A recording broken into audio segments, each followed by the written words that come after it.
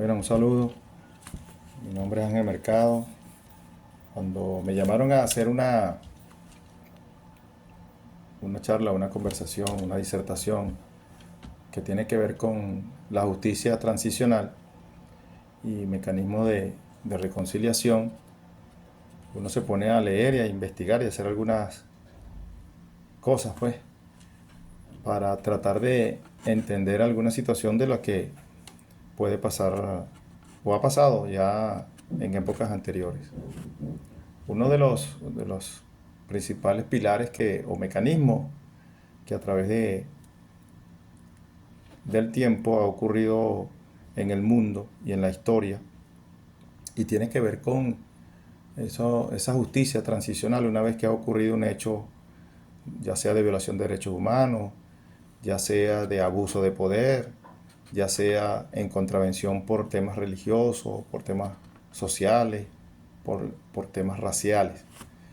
Y por supuesto de que nos llama poderosamente la atención, o me llama poderosamente la atención que todavía hay secuelas de ese tipo de acciones y que a pesar de que estamos en pleno desarrollo, un mundo globalizado, todavía ahí estamos en deuda con la sociedad, con la humanidad.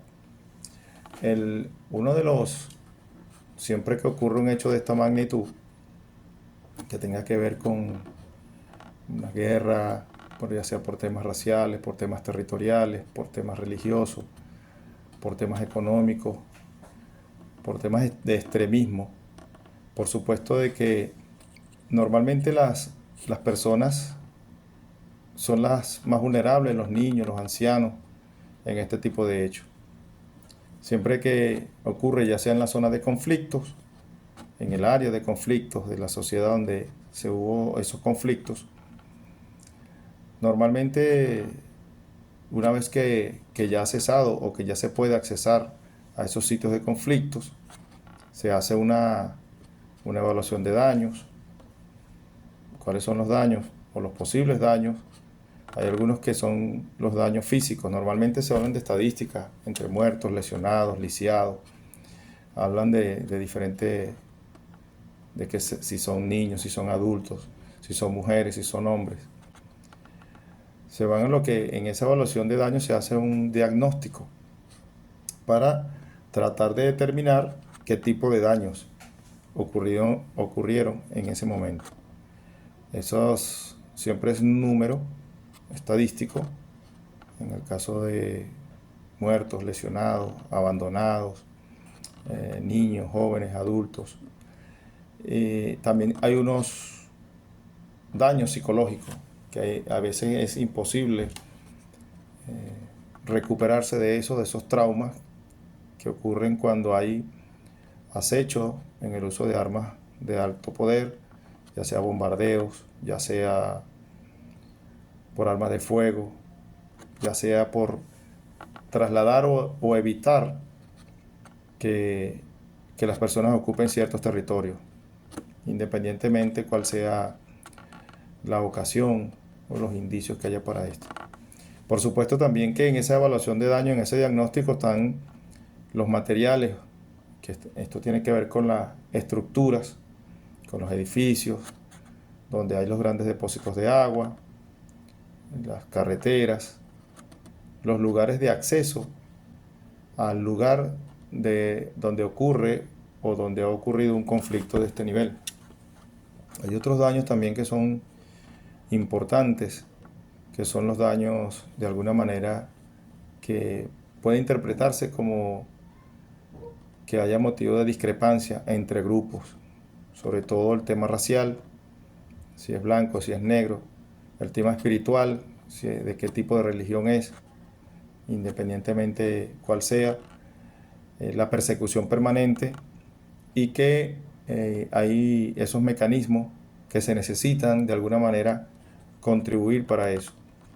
Por supuesto de que en esa evaluación de daño, una vez que se ha diagnosticado, se determinan y se analizan esas necesidades que tienen estos grupos, ya sea como el agua, el alimento, porque si hablamos de destrucción de las carreteras, de los sitios, de los edificios, de las casas, de las viviendas, del campo, de la contaminación del agua, que es primordial para poder sobrevivir.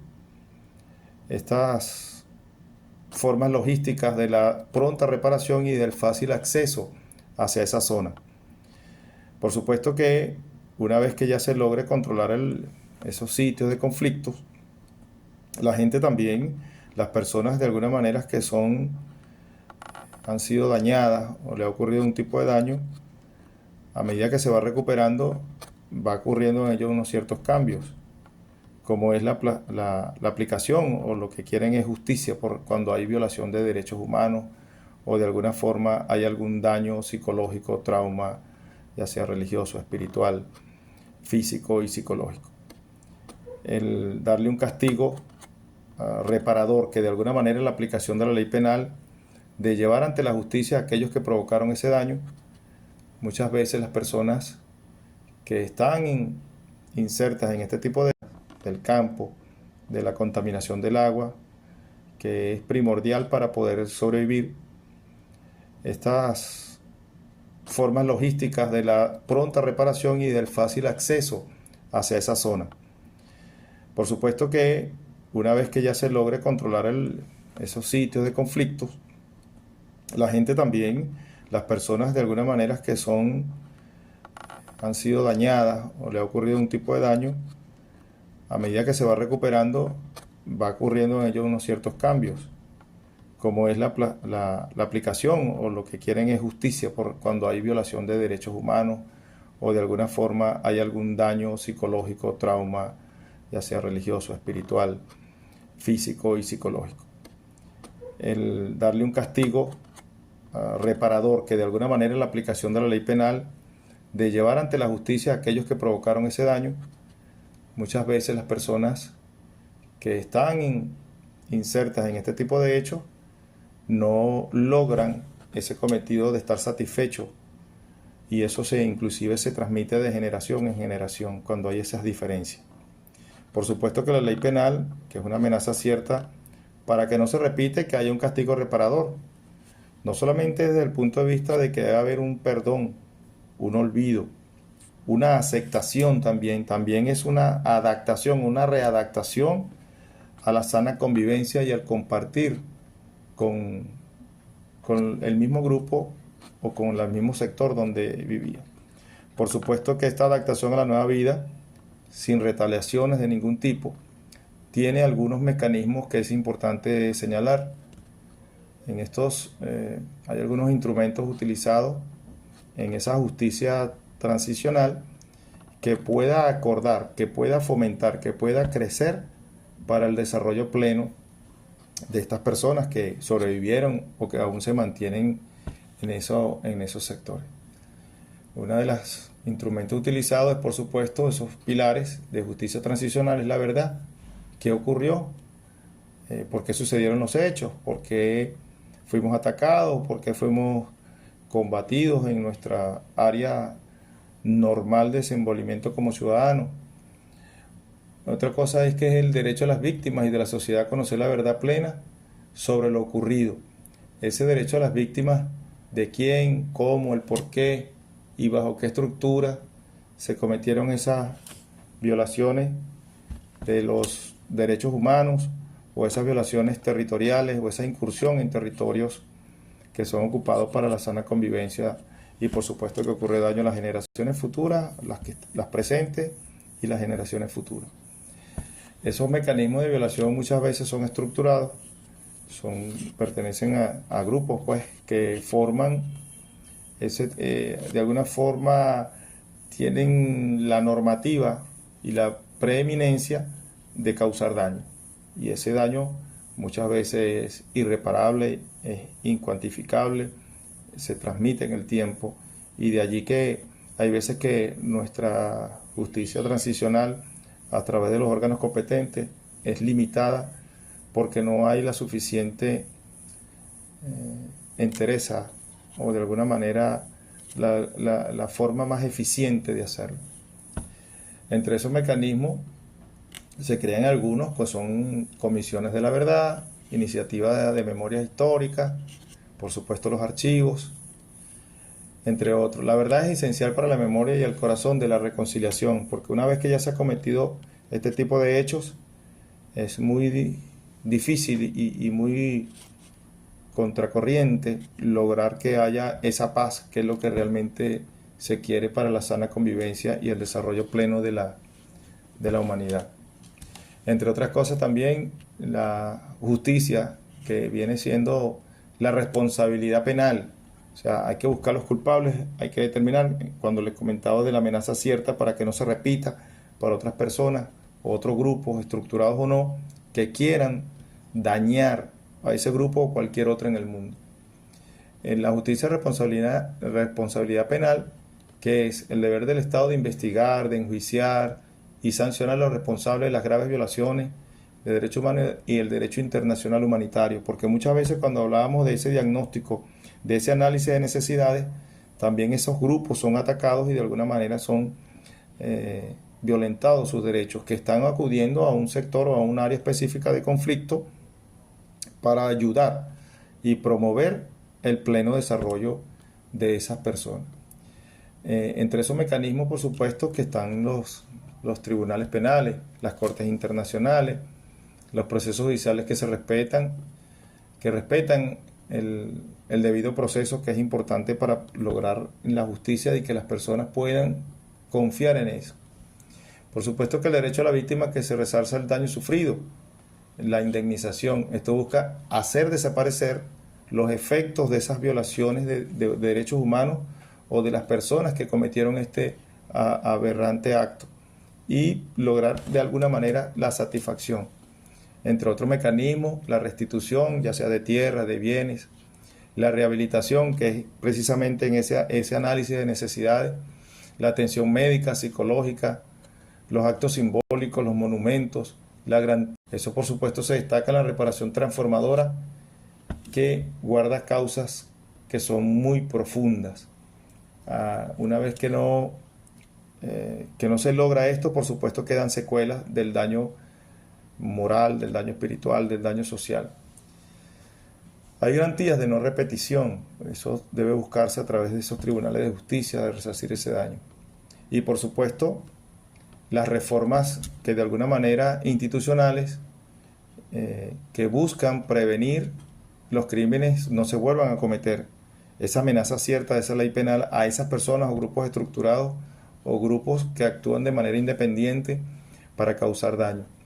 Los mecanismos de reforma en el sector de la seguridad, ya sea las policías, el ejército, deben entender que tienen que promover el respeto a los derechos humanos, el pleno desarrollo de las personas, desde el punto de vista de la reforma, ya sea una reforma judicial o una depuración de las instituciones constitucionales y reformas o programas de educación en derechos humanos es primordial para poder pasar todo estos traumas que se ocurren. Por supuesto que la reconciliación es un proceso muy complejo, habrán personas que puedan de alguna forma entender esta forma de la complejidad, pero no es fácil de alguna manera lograr que se dé este tipo de acciones en el sentido que se pueda mejorar la calidad de vida. Siempre va a haber un vestigio, siempre va a haber traumas que van a tratar de perturbar esa sana convivencia, ese sentido de paz interior que se debe tener, ese sosiego, esa forma de estar tranquilo y de hacer mis actividades cotidianas. Por supuesto que a largo plazo y a menudo considerado el objetivo final, pero el más amplio es que la justicia transicional es precisamente ese, la reconciliación, la mediación, la forma de mediación, de arbitraje, eso es importante. Es un proceso social, es un proceso político, es un proceso de reconstrucción de la confianza, del sosiego, de ese tejido social, de todo ese territorio, de todos esos espacios, estos lugares que de alguna manera fueron fracturados por la violencia, una violencia que puede ser estructural, una violencia que puede ser desde el punto de vista informal, pero que implica un cambio en esas relaciones entre las víctimas y los perpetradores, y por supuesto donde yo me desempeño o se desempeña cada ciudadano en la sociedad. Esos componentes normalmente se trata de hacer lo que también se conoce como el olvido, el perdón, pero ese perdón a veces que quiere el Estado o que quiere que sea forzado, eso no se logra, no es conveniente. Tiene que ser algo que sea de lo interior, y allí hablamos de lo psicológico y de lo religioso o lo espiritual. Eso por supuesto que la verdad, el reconocimiento y la justicia, que realmente se queden resarcidos todos estos daños, que realmente se sienta que es verdaderamente, sientan esa paz interior para poder demostrar paz por grupos. Eso tiene por supuesto unas dimensiones, que es hacia la paz, que son 3 palabras, pero la paz es la reconciliación, que son 3 letras, quiero decir, la paz, pero que es casi imposible en muchos casos lograrla. Parece sencilla esa palabra, pero muchas veces es casi cuestionable para lograrla. Tiene una dimensión, por supuesto, de transformación, de reconciliación, de paz, una dimensión sustantiva, que es la transformación política, económica, social, religiosa, que originó de alguna forma ese conflicto, que lo mantuvo, esas desigualdades estructurales, esa irresponsabilidad. Una dimensión relacional comprende cambios en los estereotipos, los prejuicios, las percepciones entre los diferentes grupos de la sociedad, y por supuesto esa tensión entre la justicia y la paz. ¿Hasta qué punto es posible negociar la justicia? A través de penas alternativas, de amnistía, para alcanzar un acuerdo de paz verdadero y duradero. La verdad y el perdón y el olvido, o versus perdón y el olvido, es una condición para el perdón. Muchas víctimas indican que necesitan saber la verdad antes siquiera considerar perdonar, y eso le da tranquilidad y paz. Eso es casi imposible, un olvido forzado. La responsabilidad, hay que enjuiciar a las personas que sean responsables de esto y llevarlo ante los tribunales competentes. El rol de la sociedad civil de adaptación en la justicia transicional es un proceso estatal. No es solo el Estado, sino también la participación de las víctimas, de la sociedad civil, de las comunidades, es fundamental para la legitimidad y el éxito de la reconciliación. ¿Para lograr qué? Para lograr la paz. Hay experiencias innovadoras que de alguna forma suelen ir más allá de los mecanismos formales. Involucran activamente la sociedad civil, el arte, la cultura, la educación, y eso logra un impacto más profundo, y respetando por supuesto toda su percepción. Bueno, quería despedirme y darle gracias por la invitación, y espero que de alguna forma esta disertación sea tomada para una iniciativa, y bueno, estamos a su orden. Mis saludos y mis respetos.